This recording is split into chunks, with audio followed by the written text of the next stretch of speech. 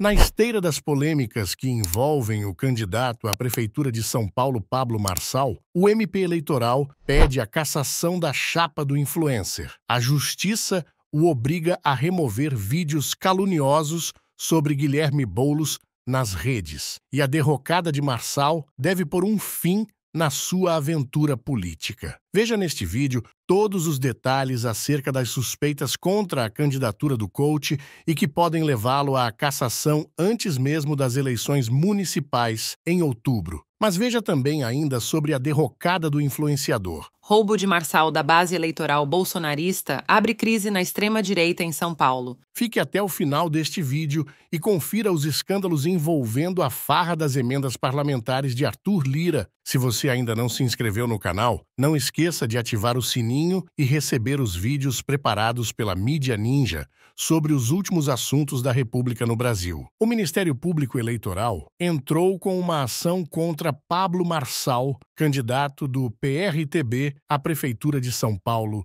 por abuso de poder econômico, pedindo a suspensão de sua candidatura e a abertura de uma investigação. A ação, apresentada pelo promotor Fabiano Augusto Petean, no último sábado, busca cassar o registro de Marçal e torná-lo inelegível por 8 anos. A iniciativa foi motivada por denúncia da candidata Tabata Amaral, que acusa Marçal de cooptar colaboradores para disseminar conteúdos em redes sociais de forma ilícita e abusiva. O MP também cita a reportagem do jornal O Globo, que aponta que Marçal impulsiona sua audiência prometendo ganhos financeiros a apoiadores, caracterizando abuso econômico e financiamento de campanha não declarado. O Tribunal Regional Eleitoral de São Paulo ordenou que o candidato Pablo Marçal retire, em até 24 horas, novas postagens de suas redes sociais que associam Guilherme Boulos ao uso de cocaína. A medida foi emitida no mesmo dia em que o MP eleitoral pediu a suspensão da candidatura de Marçal nesta segunda-feira. A decisão do juiz Murilo da Vila Viana Cotrim considera o conteúdo difamatório e sem relevância político-eleitoral. A ordem se aplica a vídeos no Instagram, na plataforma X e TikTok. Esta é a terceira vez que Marçal é obrigado pela Justiça a apagar vídeos com acusações similares contra Boulos. O Ministério Público Eleitoral acusa Pablo Marçal de burlar a proibição de impulsionamento pago de conteúdo eleitoral nas redes sociais, incentivando seus eleitores e cabos eleitorais a fazerem publicações de apoio. Entretanto, segundo aponta o promotor Fabiano Augusto Petean, essa voluntariedade seria, na verdade, incentivada por promessas de pagamentos, o que caracteriza uma forma encoberta de financiamento de propaganda eleitoral. Segundo o MPE, ao estimular esse tipo de comportamento, Marçal teria criado uma rede de propaganda eleitoral que não foi devidamente registrada em suas prestações de contas. Além das acusações formais do MP, as suspeitas sobre a candidatura de Marçal remontam ao início da corrida eleitoral, visto que ele teria iniciado sua campanha oficial antes do calendário legal. Alertado de que Pablo Marçal estaria roubando bolsonaristas de Bolsonaro, o ex-mandatário intensificou seus ataques a Pablo Marçal em grupos de transmissão no WhatsApp, com o objetivo de reafirmar seu apoio a Ricardo Nunes nas eleições de São Paulo e proteger sua base.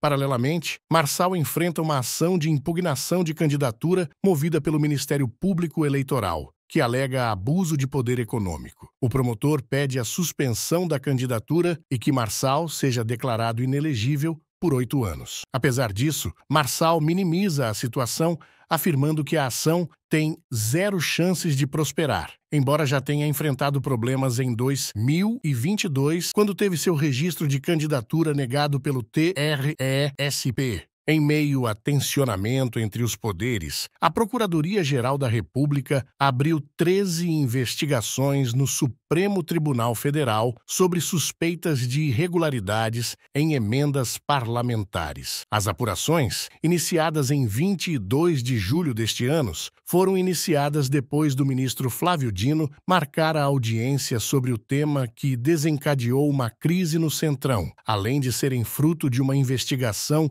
inicialmente conduzida pela Carmen Lúcia. A crise entre STF e Congresso se agravou após a suspensão das emendas impositivas pelo Supremo. Em resposta, o presidente do STF, Luiz Roberto Barroso, busca uma solução conjunta com líderes do Congresso. Enquanto isso, Arthur Lira avança com propostas para limitar o poder do STF. Os ministros do governo Lula se reúnem nesta terça-feira com o presidente do Supremo, Luiz Roberto Barroso, para buscar uma solução ao impasse com as emendas parlamentares, cuja suspensão decidida pelo STF vem gerando uma crise entre os poderes, sobretudo o legislativo e judiciário. Além de Barroso, o governo convidou os presidentes da Câmara, Arthur Lira, e do Senado, Rodrigo Pacheco. Representando o governo estarão Rui Costa, ministro da Casa Civil, e Jorge Messias, advogado-geral da União. Nesta segunda-feira, Lula e Lira se encontraram para discutir o tema. O governo aposta no diálogo para costurar uma solução em meio ao tensionamento entre os três poderes.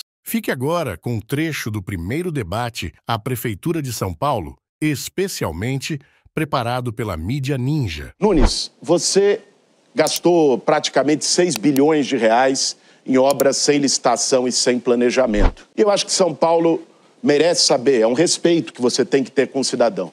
Quem é Pedro José da Silva, qual a sua relação com ele e a da prefeitura com ele? Olha, Boulos, acho que você tem que responder quem é Janones. Você precisa responder quem é Janones.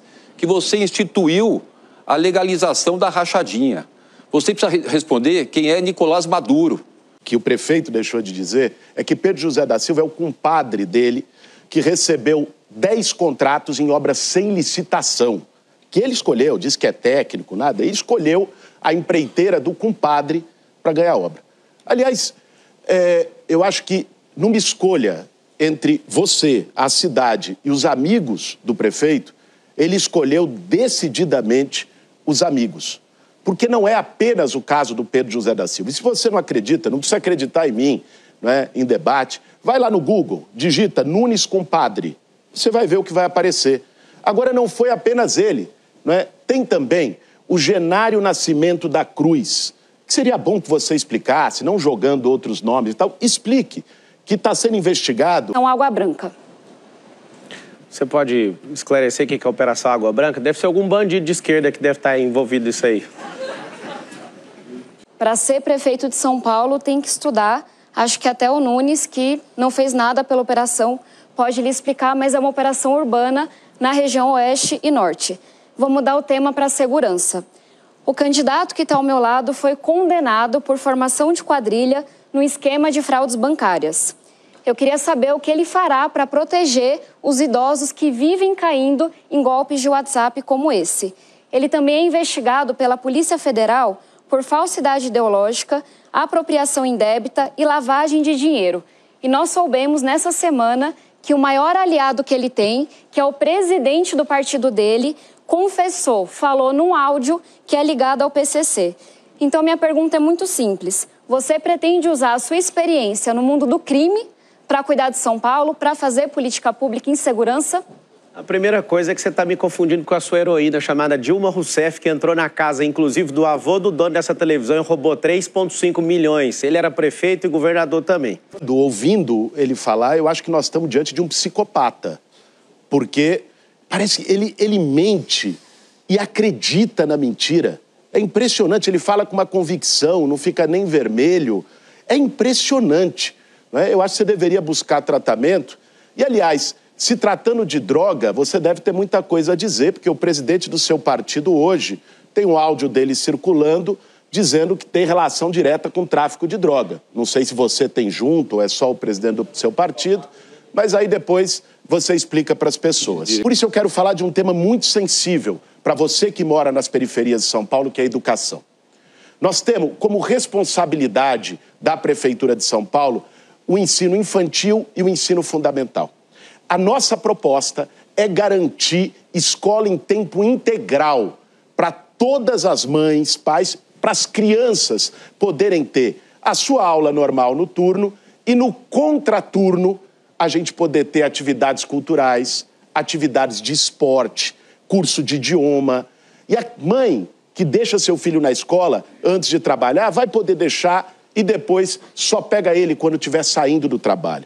Outro dia eu estava escutando de uma mãe que mora em São Mateus, ela falou: Boulos, o momento que eu fico mais angustiada no dia é quando, da hora do almoço, meu filho sai da escola e eu não tenho com quem deixar. Pois é, agora, com escola em tempo integral na cidade de São Paulo, a gente resolve a segurança dessas crianças, a preocupação dessas mães e garante uma educação exemplar. É isso que eu vou fazer.